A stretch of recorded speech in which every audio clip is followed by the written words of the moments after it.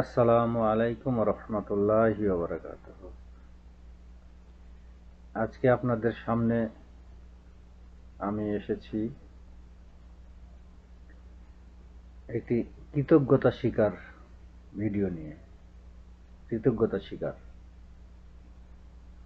আসলে আমরা পৃথিবীতে যখন চলাফেরা করি আমাদের জীবনের দুইটি পার্ট থাকে, একটি হলো শিক্ষার পার্ট আর একটি হলো কর্মের পার্ট। তো শিক্ষার পার্টে আমাদের যারা শিক্ষা দেন, শিক্ষক মহোদয়, তাদের প্রতি কৃতজ্ঞতা স্বীকার করতে হয় বা করি। এবং আরো একটি পার্ট, সেটা হলো কর্মপাঠ, কর্মজীবনের পার্ট। এই কর্মজীবনের পার্টে কিছু মানুষের অবদান থাকে, কিছু মানুষের সহযোগিতা থাকে, কিছু মানুষের অনুদান থাকে।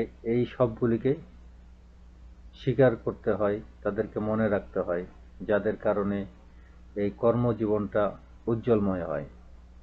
তেমনি আমার জীবনের দুইটি মানুষের জন্য আমি কৃতজ্ঞতা স্বীকার করতে চাই। প্রথমত, একটি হলো আমাদের এবিআর কোম্পানির জুয়েল স্যার।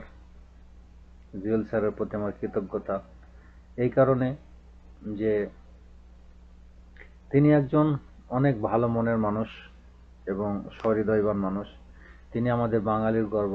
তিনি আমাদের বাঙালিদের জন্য অনেক উপকার করেন এবং তিনি আমাদেরকে অনেক সহযোগিতা করেন। এই তিনার কৃতজ্ঞতা স্বীকার করার কারণ হলো এই জুয়েল স্যারের মাধ্যমেই এই সৌদি আরবে এসেছি আমি।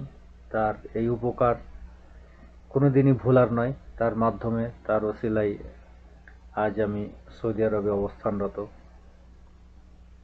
তাই জুয়েল স্যারের প্রতি আমার কৃতজ্ঞতা এবং সম্মান এবং ভালোবাসা আজীবন রইবে। তো জুয়েল স্যারের চাইতে এখন একটু আমি দূরে আছি। তিনি আছেন এক জায়গায়, আমি আছি আরেক জায়গায়। আসলে এইভাবে বলা হয়নি, আসলে কৃতজ্ঞতা স্বীকারটা তো বলা হয় না।